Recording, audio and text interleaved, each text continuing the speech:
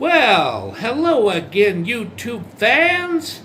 This is Matt of Post April 6th YouTube channel. This video is going to be, at least it feels this way to me anyway, quite a special one. It's going to be about some dreams I had that were all quite one of a kind. And it's not dreams I've had in the last 5 to 10 years. It's strictly for the purpose of discussing 3 of them that I have had between 1978 or 79 until about late part of 1982.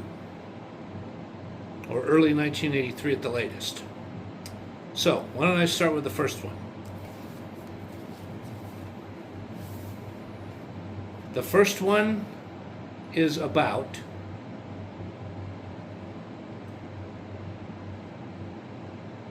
how I was left abandoned as a baby, or a small infant anyway, in like a car seat. The type of car seat that where a kid is strapped down about, underneath here, and then they go, so that in the car seat he doesn't, if he moves around too much, he doesn't fall out of there. He doesn't hit his head or hurt, get hurt. I mean, the kid has to be in a car seat like that, because it's probably more than just state law. It is likely federal law. And I was just sitting there feeling sad and wondering what people were going to do with me. I wasn't crying, I was just sitting there like,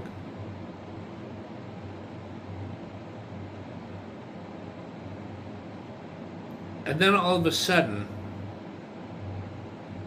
4 women come around the area that I'm sitting at, because what I'd be sitting at is way out in the countryside near a barn, and it's a part of the barn where there's a horse corral, that's fenced off, to keep the horses within a certain acreage, so they can roam around a bit, but yet they don't go too far, and they don't get lost, or they don't roam they don't roam away from the house, and then they wind up missing or whatever. And these women talk. I mean, they could speak English, but they were they were talking in a thick accent, and they were asking my name, and they were asking what happened, and I'm just sitting there, just so scared. I can't remember if I answered them or not, because that dream was a real long time ago. I mean, we're talking almost 50 years ago. Quite a long time ago. It was, probably at least 47, 48 years ago. It's quite a while ago. Yeah, about 46 to 47 years ago. 46 to 47 years ago. And one of them picks me up and starts to take me away. And then I says, can I walk with you? I'll hold hands. Well, all right, we will do that for you. And I started walking towards a house that wasn't exactly like the house that my parents had in Surrey Ridge, but it was similar. But it was different color, and the shape of the house and the design of the house was a little different. And then I get walking closer and closer, and then all of a sudden the dream ends and I'm awake. Yeah. And I woke up probably around 6 or 7 in the morning, and it was probably like a Saturday or a Sunday, and there was, no need to have my parents wake me up and say, hey, come on, get up. It's time to go. It's time for you to eat breakfast so we can get you to school. Come on, wake up. And they didn't do any of that because they were probably in their bedroom sleeping or doing whatever they were doing. Okay, here's the second dream. And the second dream concerns what I just displayed with the umbrella. It's where an umbrella goes like this. And a lady in a raincoat or a trench coat does that. She's a well-dressed lady, and she does clerical work or she does office work. She has some kind of office job. And there's some other women waiting there, and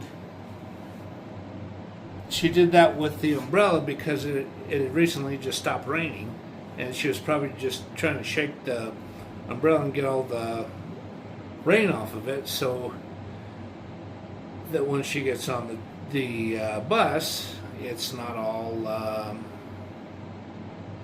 the umbrella's not like really soaking wet and wetting her clothes and wetting the seat she sits in.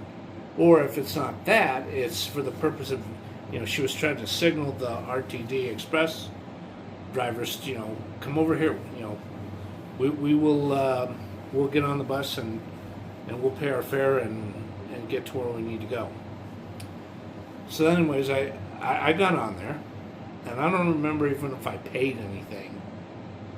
I think the driver, it was a male driver, he says, okay. He says, I know who you are. Just go ahead and go over there and sit down. And I did. And I just sat there. And, we're cutting through downtown, we're cutting through some major streets, and then we're cutting, the bus really started to speed up, and we're going through the highway. And it's all kind of going like this because we're going so fast. And then we turn a certain direction and we go down deep. I mean, we're not going underwater, but we're going underground through a tunnel, like the type of tunnel system that would be part of what's in San Francisco or the Bay Area of San Francisco called BART, Bay Area Transit.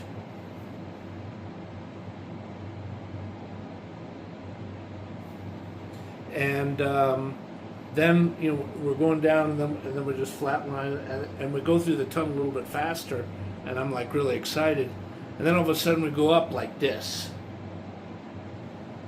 and then what I see is a street that is kind of uphill and slightly curvy. I think it's called a street that would be called North Corral or something Corral. And they let me off right just a little bit past where the curve is at its height before where the curve,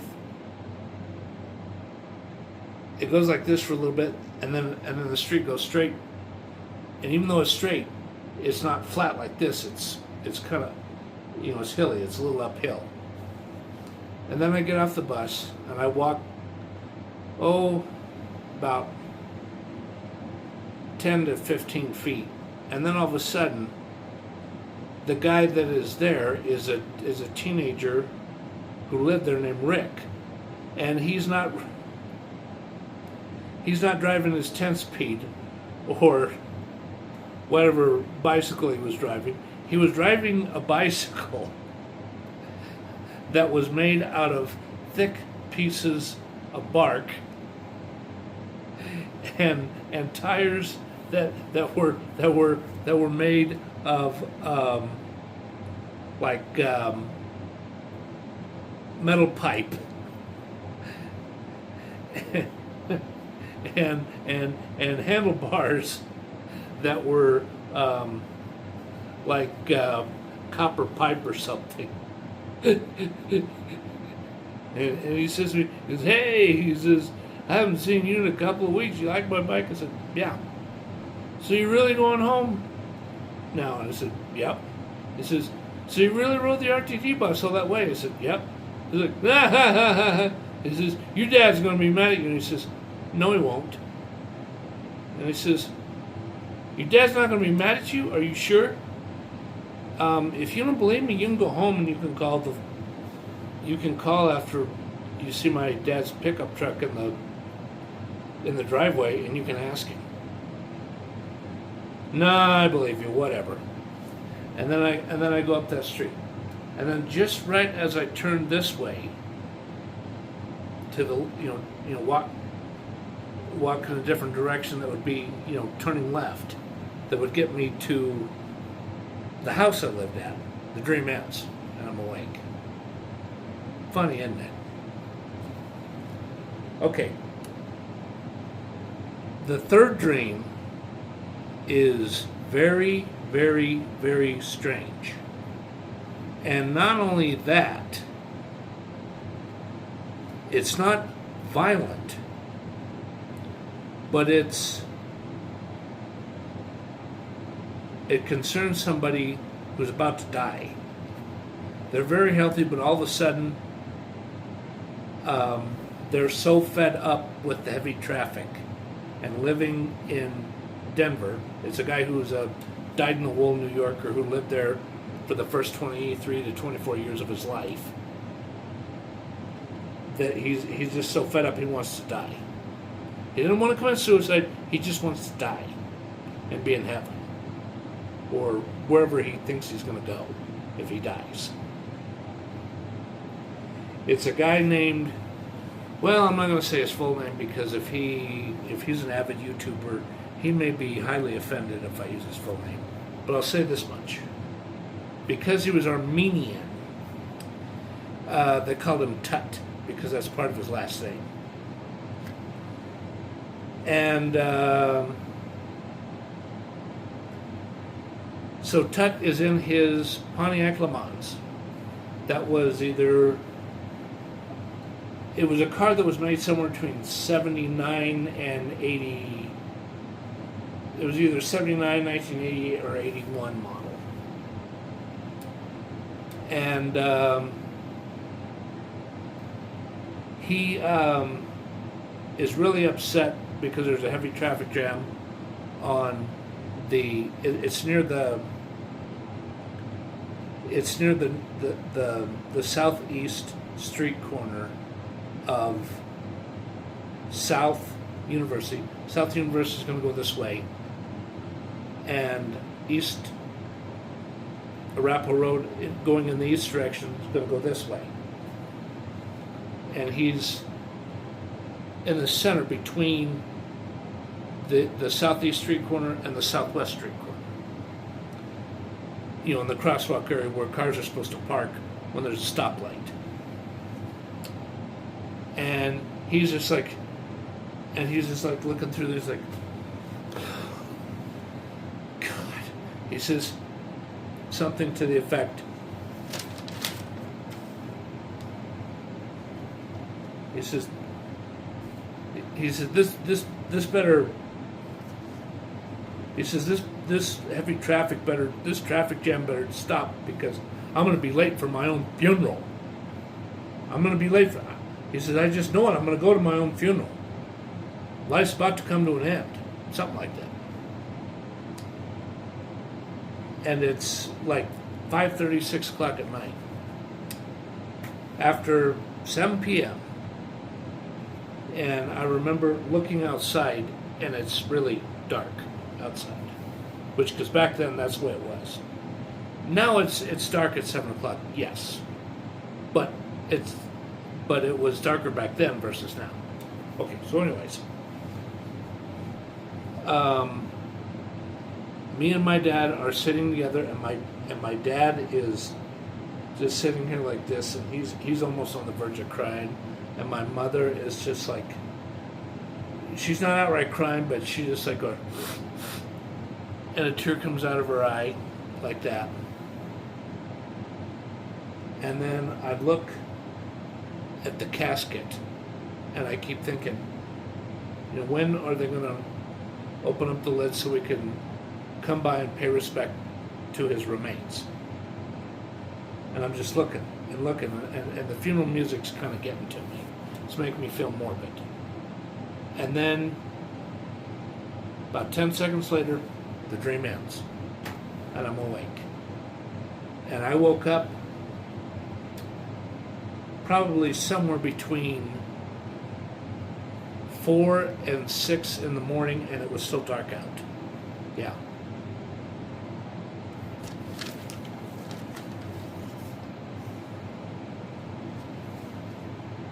Okay, the one dream that happened, it happened in 81 or 82. This one, actually, I mean, it didn't happen in real life. I swear to God it didn't. But in the dream, it did happen. It was some violence that happened. My father had been working from 6 a.m. in the morning until 7:30 or 8 o'clock at night to put together a big diesel engine that was like a V12 in a Kenworth Brute. Because a Kenworth Brute is a really big semi-truck. And they're about the only ones that will take a V1271 or a V1292 Detroit diesel. Okay, so anyways, after he gets that thing running, and he washes his hands and arms, and he eats something that was delivered to him by a restaurant that really likes him. It was a cheeseburger and fries. And then he's just like, you know, he's like yawning over and over again. He can barely keep his eyes open. And he calls my mother, and he says, okay. He says, I'm going to take a nap for about an hour and a half. And you call me in an hour and a half, so I don't sleep too much. And what he does is he sits in his bookkeeper's chair with his arms folded about like this, and he sleeps about like that. And he's all going.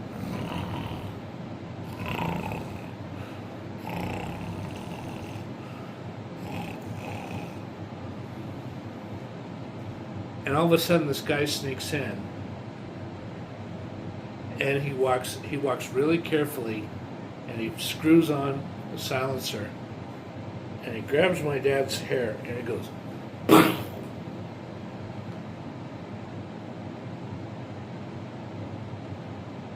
and then the guy runs away. And I wake up, and I'm like,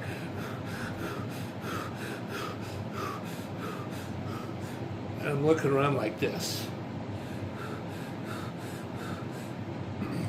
And then I thought about this for like probably at least a couple of minutes. I thought, okay, I think I can hear my dad snoring, but I'm gonna very gently open up the bedroom door so I don't wake up my mother, because my mother sleeps kind of light, and she can hear even the most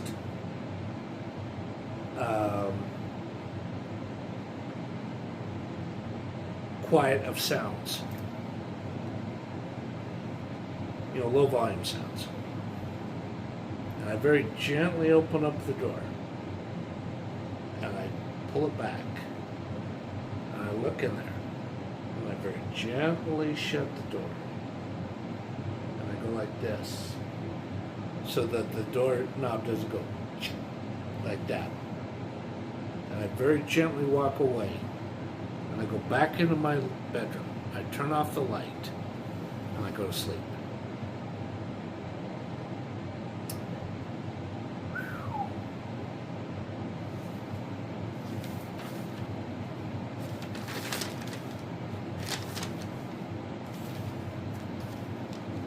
I think that's enough about dreams.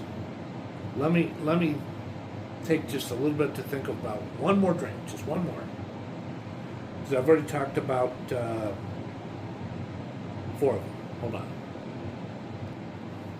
Okay, after I spent probably at least 8 to 10 minutes thinking about this, I finally had a dream that happened with me. I believe I was in the 5th grade, and it happened. Excuse me. I need a little drink of water. I was getting a little hoarse. Okay. Like I said, it was in the 5th grade, and it happened probably after late February of, no, that's not true. It happened probably after about April or May. Yeah, that's right. And if it wasn't in April or May, it was somewhere between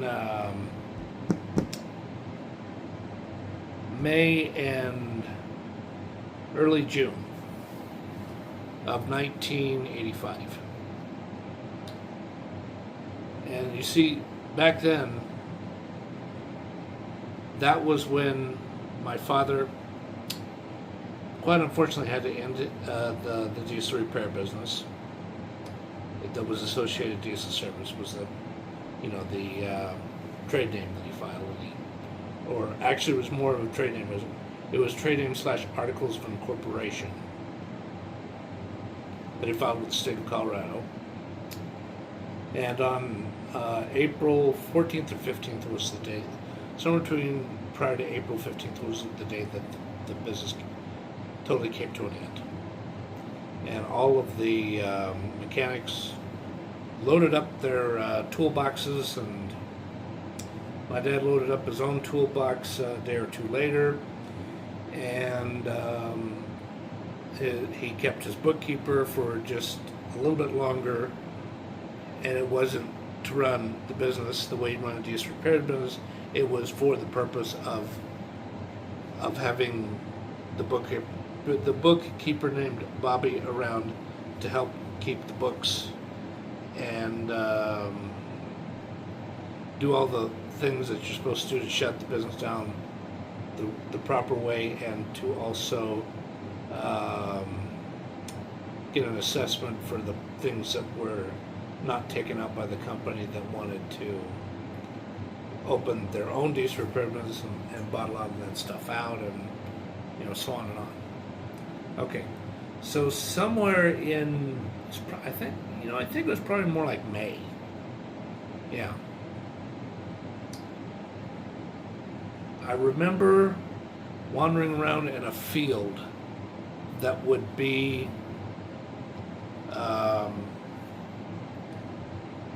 it would be southeast, at least a mile away from the house that I lived in Acres Green subdivision of Littleton. And because there was a big field, and that big field may not be quite like what it is now. I think there's a lot of houses and buildings there now in 2026 versus the way it was in 1985. In 1985, there was more open field, and it was a little more spread out versus now. And it was that area where there was that big field between my house and a street, I believe, that was called Yosemite. And I remember, wandering, instead of just going in a diagonal angle towards the houses, I kept walking this way. Then I walked this way. Then I walked that way. Then I walked that way.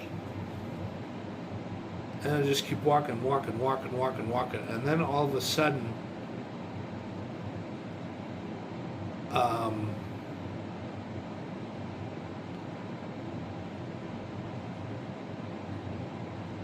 I felt a flow of water coming.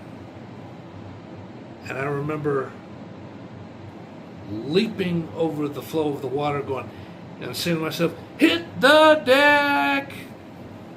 And I stay down like this. And then I see that the rest of the ground is dry. So I keep walking and walking, you know, in a straight line in the direction I was walking before. And then all of a sudden, I see